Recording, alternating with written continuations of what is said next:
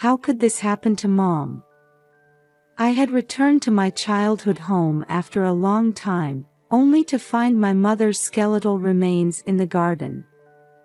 According to the police investigation, she had been dead for over a month. However, this was hard to believe because I had been in contact with her until just the day before. So who was I exchanging emails with? In the midst of my confusion, I found my mother's diary.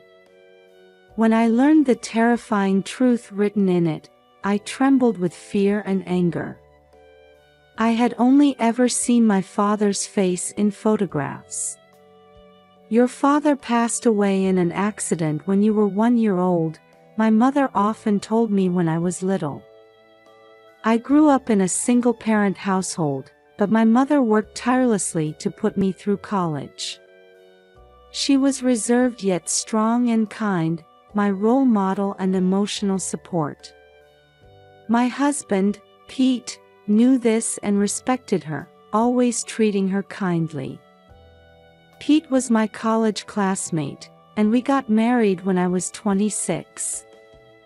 We started our life about a 2-hour drive from my childhood home. However, my mother, who had been overworking herself for decades, began to fall ill frequently and often had to take time off work. "Mom, why don't you come live with us? It would put my mind at ease." "My husband says it's fine too." "That's very kind of you, but I prefer living alone." "It's more comfortable for me," she replied with an apologetic look, gently refusing my offer. I could understand her feelings, but as her daughter, I couldn't help but worry. So, at my suggestion, we started communicating almost daily. My mother wasn't tech-savvy and even struggled with emails, so we always talked on the phone. Hearing her voice every day was a comforting moment for me, living apart. Of course, I wanted to see her face sometimes, but due to my busy work schedule, I could only visit her about once a month. To make up for this, my husband would help out when he could. "If you can't make it, I'll go check on her." "Don't worry," he'd say. "Thank you so much. It's a big help. Your mother is important family to me too." Saying this, he would visit her from time to time without complaint. My husband was kind, but he had a bit of a problem with money management that worried me. He would buy things without considering the price or consulting me.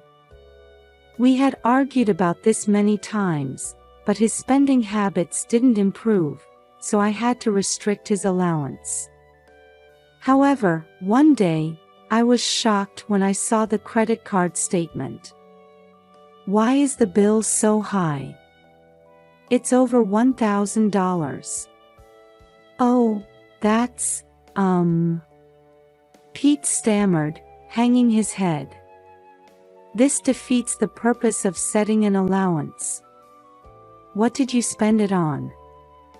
"Well, the other day when I went out drinking with friends, I ended up treating them." "What? You can't afford to pay for others." I raised my voice in anger without thinking. "I'm really sorry. It won't happen again." My husband seemed to reflect on his actions and swore he would never waste money again, so I decided to forgive him. However, less than a month later, that promise was broken. This time, he had used our joint savings without my knowledge. "I really needed the money," he said. "That's the worst. How could you touch our savings?" "I'm sorry. I'll put it back when I get my next paycheck." My husband apologized, but he didn't seem very remorseful. This really upset me. "That's enough. If this continues, I'll divorce you." When I said this in the heat of the moment, my husband suddenly became flustered. "No, please don't do that. I'll really change from now on and be more responsible." He apologized repeatedly, almost in tears. "There won't be a next time. But I haven't forgiven you yet. It depends on your actions from now on." I decided this would be the last time I'd turn a blind eye, and I declared this to him. I thought he might repeat the same behavior soon, but if he did, I'd leave him without question. After that, Pete started consulting me even for small purchases. Not only that, but he also began to help more with housework and became even more attentive to my mother's well-being, showing a very dedicated attitude. Since then, we had no more money problems and lived peacefully. However, about 4 years into our marriage, something strange happened with my mother. "I've caught a cold and lost my voice, so please communicate by email for a while," I received an email from her. What? How?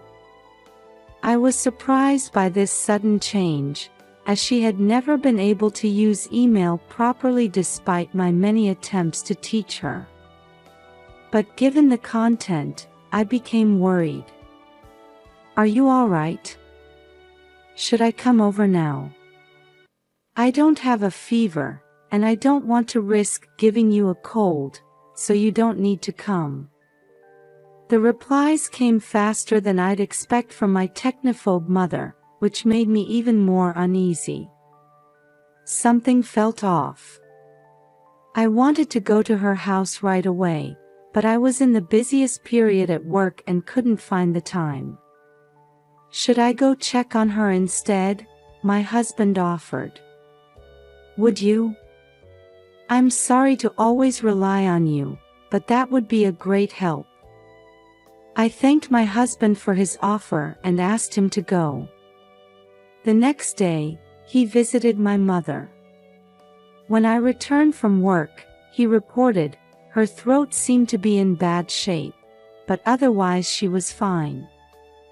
This put me a little at ease.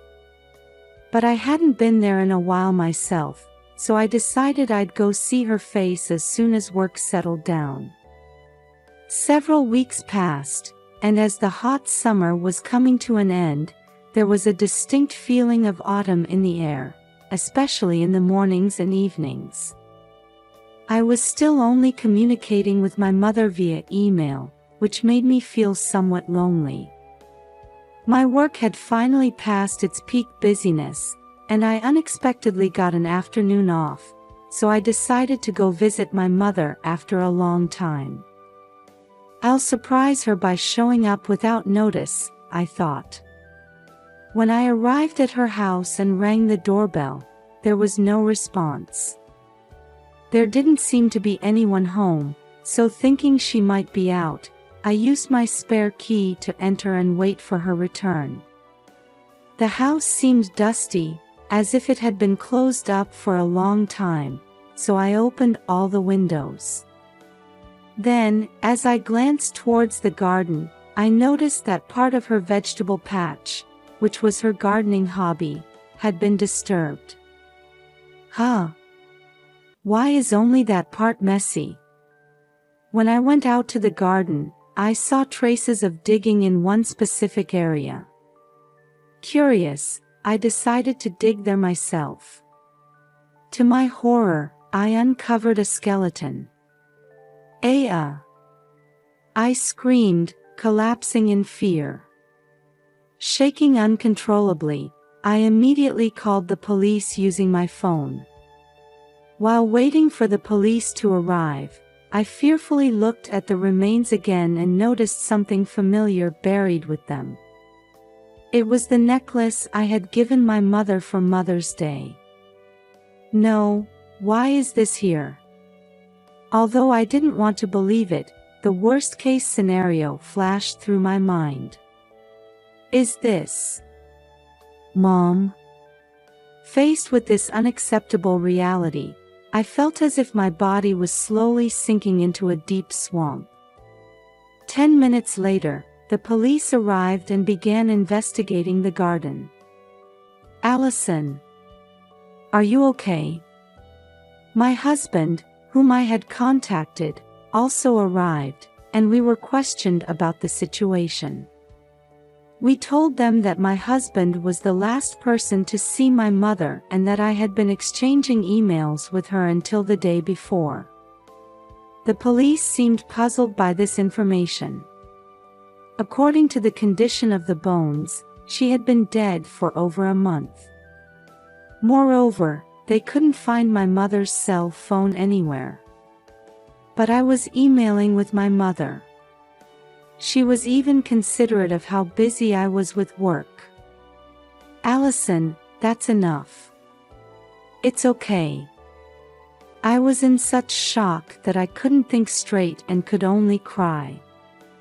From that point on, my husband took care of all the preparations for my mother's funeral, while I felt like I was in a dreamlike state. Before I knew it, the funeral was over. Thinking I should organize my mother's belongings, I started visiting her house every day. While cleaning out her dresser, I found a letter-sized box. Oh, how nostalgic! Inside were drawings I had made of my mother when I was little, letters, and presents, all carefully preserved. I was touched that she had treasured these things, and as I picked up the contents of the box to look at other items, I noticed a relatively new notebook at the very bottom. It appeared to be my mother's diary. Wanting to know more about her recent life, I hesitantly turned the pages, only to find something unbelievable written there. What? This can't be true. Learning the horrifying truth, I felt a rage unlike anything I had ever experienced before. I'll never forgive this. Determined to corner the culprit who had tormented my mother and done this to her, I began preparing my revenge. 2 days later, when both my husband and I had a day off work, he took me out for a walk. "I'm just glad you're in the mood to get some fresh air," he said. Yes, I suppose so. My husband was happy that we were going out together after I had been depressed about my mother for so long. "I'm a bit tired. Shall we have some tea?" We decided to enter a nearby cafe. The interior had a few businessmen and groups of middle-aged women scattered about. My husband chose a window seat, and we sat facing each other. "What would you like to drink?" "I think I'll have a float." His eyes sparkled as he chose from the menu, like a child. "Hey, I have something I want to talk about. Will you listen?" I said to him. "What is it?" "What's wrong?" he asked, meeting my gaze. "Well, you see, I've been wondering about something regarding my mother.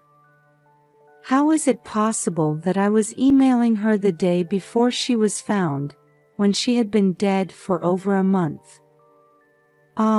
Well, maybe the killer was pretending to be her and replying to delay the discovery." He seriously shared his theory. Of course, that was the first thing I had considered too, but there were several things that didn't add up. "But isn't it strange that one of the emails mentioned wanting to go back to the spa we all went to before? Only the three of us knew about that spa trip, right?" "Well, that's true. But couldn't it just be a coincidence?" he said. As I muttered, "I wonder," he nodded while sipping his float. However, he seemed somewhat flustered. "Look at this," I said, taking out a document from my bag and placing it in front of him.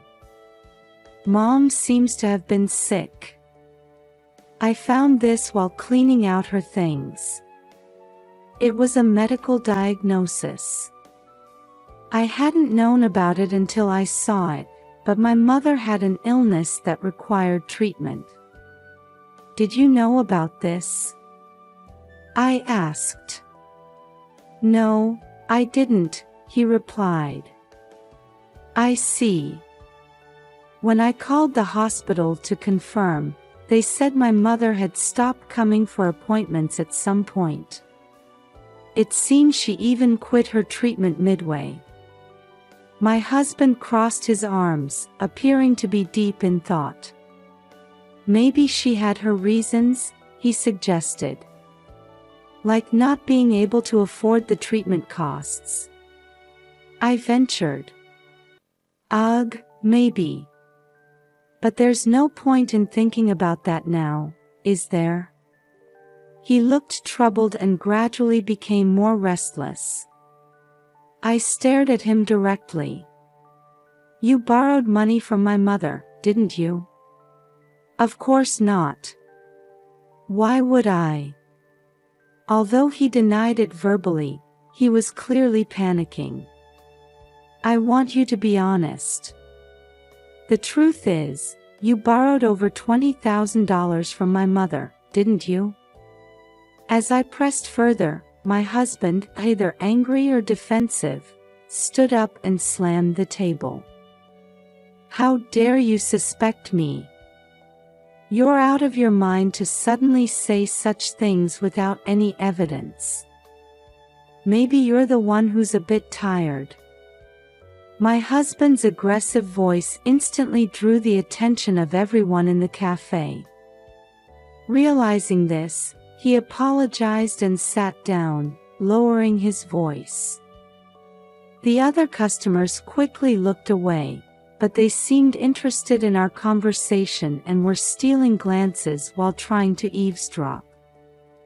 I do have evidence, I said. To his surprise, I placed a notebook in front of him. It was my mother's diary that I had found while cleaning her house. What's that supposed to mean? He asked, confrontationally, as if he was on guard about something. I turned the pages and read aloud what was written there. The diary detailed how Pete had been threatening my mother and extorting money from her, along with the exact amounts. Moreover, you threatened to hurt me and ruin my life if she didn't lend you money? That's despicable. It seemed that when my mother said she couldn't lend any more money because of her treatment costs, my husband had told her, "What's the point of living so long? It's just a waste of money." Furthermore, he had forced her to choose between her own body and her daughter, making her give up on treatment while continuing to ask for money. All of this was written in this notebook. Explain what this means, right now. I don't know anything about that. Besides, a diary like this isn't proof of anything, is it? My husband became defiant, leaning back in his chair with a confident attitude. You're right, this alone might not be decisive evidence. It could be dismissed as my mother's delusion. See? I told you so. As expected, you're a woman who understands, he said, nodding and laughing through his nose as if mocking me. Then how about this? I started a video on my smartphone and showed it to my husband. Pete, who had been smirking with a relaxed expression until now, was at a loss for words. How do you explain this? Don't just sit there silently, answer me. What was displayed was footage from a camera hidden in the living room of my mother's house. On the last page of my mother's diary, it was written, "Pete's demands are escalating, and I'm feeling it's getting dangerous." If I can get video evidence, I'll take it and tell my daughter everything. It seems that my technophobe mother had bought a camera and asked an electronics store to install it for her. The video showed the two of them arguing over money lending, and then in the heat of the argument, my husband losing his temper and raising his hand against her, causing her to fall. After that, he panicked and carried her body towards the garden. When he returned to the living room alone, he took all the money from her wallet and even took her cell phone before fleeing. From that point on, the video only showed an empty living room. The culprit was my husband, Pete. I'm truly shocked that you would do something like this. But there's no way for you to escape now, I said, glaring at him with anger and contempt welling up from the bottom of my heart.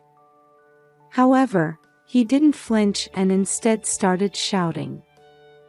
That damn old hag. Why did she have to leave something like this behind?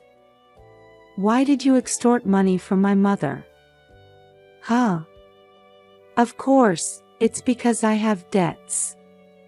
It was to repay those. My husband was completely brazen, admitting it without any sign of remorse. Apparently, his irresponsible attitude towards money hadn't improved at all.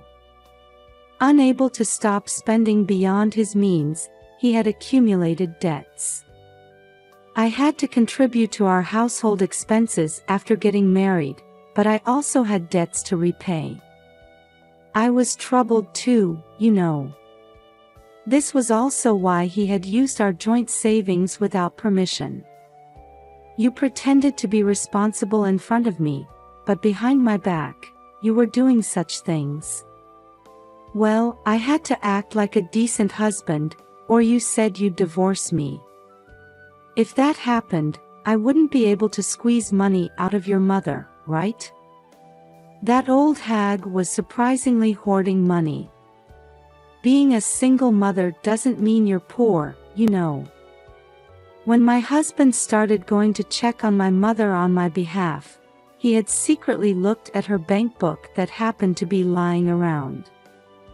My mother wasn't the type to live luxuriously, so she must have been saving bit by bit from her small salary for emergencies. My husband must have grinned when he saw the amount, thinking, I can use this. At first, she lent me money right away, but from the second time on, she started hesitating, saying something about treatment costs. So you used me as a shield to threaten her. That's so dirty. It's touching, isn't it? Saying her daughter's happiness is more important. Is this what they call a parent's love?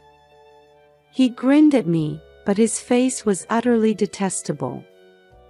My husband might not have any sense of guilt at all. Even so, you didn't have to take her life. Oh, that was just an accident. I didn't intend for that to happen. But when I hit her a bit too hard, she fell and wasn't breathing. I thought it would be trouble if she rotted inside the house, so I went out of my way to bury her in the soil. He spewed out words that made me wonder if he had any human feelings at all. Thinking about my mother's feelings, I couldn't stop my tears from flowing. However, I couldn't give up here. To clear my mother's regrets, I had to reveal the truth and turn him over to the police. So you were the one pretending to be my mother in those emails? Ah, yes. It was my way of consideration, you know. I thought you'd feel like you had more time with your mother.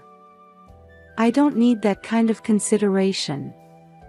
He had thrown away my mother's cell phone after I contacted him about finding her. There was no need to hold back anymore with this man. I'm going to report this to the police now. With all the evidence gathered, your crime will undoubtedly be judged. I wonder how many years you'll get. Hey, you're joking, right? I never intended to kill her in the first place. This was just a sad accident that happened. If that's the case, my mother might have been saved if you had called an ambulance right away.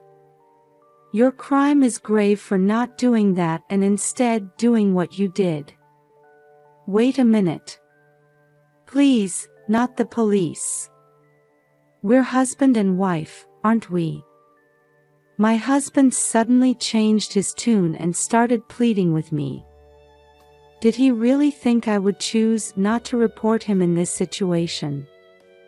We're no longer husband and wife after you tormented my dear mother. We're getting a divorce. I declared our divorce and pushed away my clinging husband. He then slammed the table again and stood up. You bitch, don't mess with me. Pete seemed to have forgotten we were in a cafe and came at me with a loud voice. However, it ended abruptly as he grabbed my clothes. Several people in the cafe restrained him. Stop it. Let go of me. Allison, do something about these people. He cried out, begging me for help. Reflect deeply on what you've done and spend your life making amends. As I said this to him, I could hear police sirens in the distance. It seemed the cafe staff had called the police, and Pete was taken away by them. Our divorce was finalized, and through a lawyer, I claimed $30,000 in damages. My husband was arrested for this incident. His selfish crimes were severe, and he's likely to spend a considerable time in prison. I wonder if I've managed to clear some of my mother's regrets. I thought about this while looking up at the clear sky. From now on, I'm determined to live my life in a way that won't shame my mother in heaven.